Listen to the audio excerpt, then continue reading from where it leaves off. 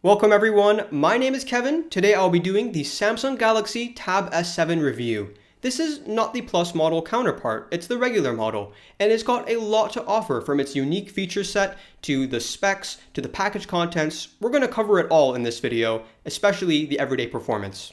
The Galaxy Tab S7 is directly competing with Apple's iPad Pro for tablet market share. You might have already picked up a slight vibe of that just by its design. Trust me, there is a lot to unpack here with this device. It's not just the aspect ratio of the screen and Android that separate this from the iPad Pro. There's a lot of pros and a lot of cons too. The highlight attracting features to me are the 120Hz display, Qualcomm's incredible Snapdragon 865 Plus processor, and expandable storage. Even the more expensive Tab S7 Plus has the same chipset. When it comes to these features, the cake is no lie. Let's start with the package contents. Samsung has provided us with an S Pen in the box, an adaptive fast charger, and the USB-C to standard A charging cable. We also get a little tray tool to pop out the micro SD card slot. It sure is nice to see the inclusion of expandable memory on a tablet that already has a base storage starting at 128GB. Storage models range from 128GB, 256, 512, and this is all UFS 3.0 fast memory. Note that Samsung did not cheap out on us and they didn't cut us short on the regular Tab S7 for the chip speed. With that being said, if you do choose a higher capacity variant or even the 8GB RAM variant, you're not throwing away your money entirely. My model is the base with 6GB of RAM. We'll talk about how this holds up to the multitasking that we would do on a tablet. In this regard, I am going to be more critical of the device as compared to my regular phone comparisons and reviews. The display is what most people want to know about and how this TFT LCD panel differs from the Tab S7 Plus and other high-end tablets. Yes, as I mentioned, we do have a 120Hz refresh rate panel, not just 120Hz touch sensing, but the real smooth deal, and it sure is a treat to have an 11-inch display Android tablet like this in 16:10 aspect ratio.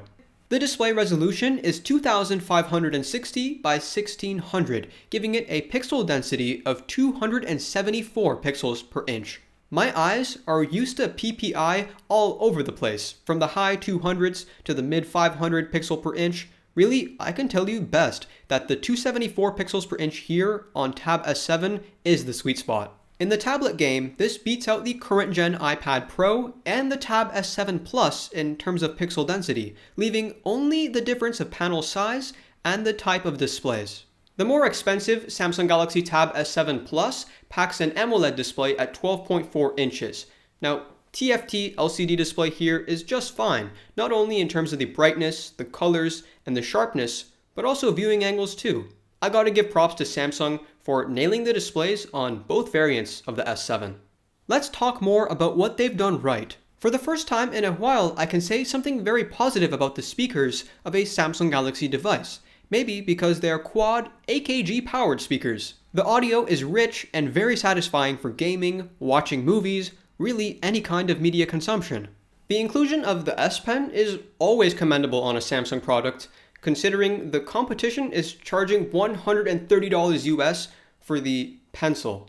On the Tab S7, the S Pen has some cool functions, such as the Air Actions to allow for custom quick commands. Functionality of the S Pen is the same across both models of the Tab S7. The pen itself is thinner than Apple's Pencil and Microsoft's Surface Pen. This is even more comfortable to hold, which makes use with precision easier for me. To stow it away, you can attach it to several magnetically fitted spots on the tablet. These include the top or bottom of the tablet or the charging location, where the pen battery actually charges wirelessly on the rear black magnetic strip. No complaints from me about the pen battery at all. I'm confident that you'll like this S Pen now with the 120Hz display as much as I like it as well. I wanted to also note the magnets on the tablet are quite strong and sturdy. I don't feel like it's going to unintentionally fall off the tablet and hit the floor. The glass display is protected by Corning's Gorilla Glass 3. We do have a unibody aluminum housing with a matte finish on the back and a clean brushed aluminum around the corners. The Tab S7 has put on some weight. I mean, the Tab S6, its predecessor of course, was a whole 80 grams lighter. The weight difference is noticeable. It's not too much to the point where it's uncomfortable to hold. It could even add to the premium feeling of the tablet. But given this, I would have thought that, they would have added a much bigger battery and improved the battery life by a decent bit, right? Well, they have housed the Tab S7 with an 8000 mAh battery, which is an improvement, but once you factor in the 120Hz display battery drain, it's no surprise that the screen-on times are not great. Hear me out, if you're packing in the best of mobile computational power, the Snapdragon 865 Plus, which if you are familiar with, you know is the current golden standard for graphics too, a lot of us are going to be enticed to play games such as Asphalt 9, the graphics-intensive games such as FPS titles. So it begs the question, why bottleneck the device in this way? I guess it's fine if you're, okay with carrying around a battery bank or plugging in the tablet to the wall adapter, but for the price I paid for the Tab S7, I expected something a lot more along the lines of 9500 mAh or more.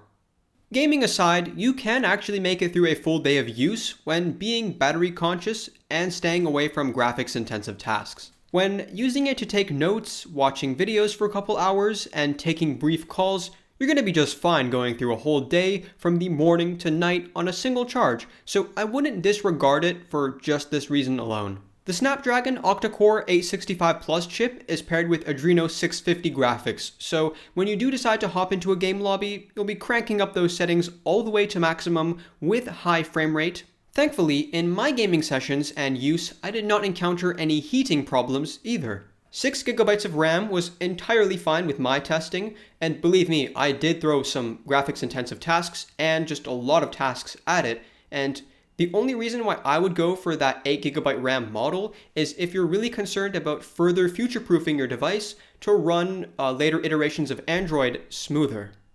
Currently, the Galaxy Tab S7 is running One UI 2.5 and Android 10, but obviously we will get the update to Android 11. Samsung has been very good recently with their software updates of basically all Galaxy devices, so I would even venture out to say that the Tab S7 will get software updates for One UI for a couple years at least.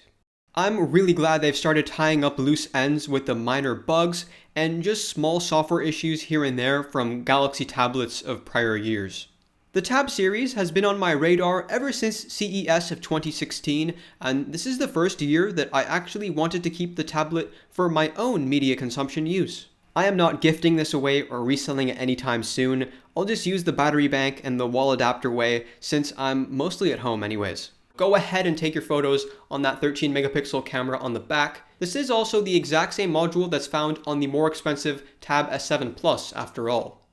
Interestingly, the Tab S7 does support 4K video at 30 frames per second, and the real cherry on top here is that the front camera is acceptable. Not only that, but it's also well placed too. Well placed, unlike the capacitive fingerprint scanner they literally put onto the power button. An optical or ultrasonic sensor on the screen would have made a lot more sense. That way, we can just cover up the edges entirely with a real full protection case. Luckily, this isn't the only unlock biometric, as Samsung has included my preferred method, the fast face recognition. That's it for today. I'll talk to you soon, my friends. Bye for now.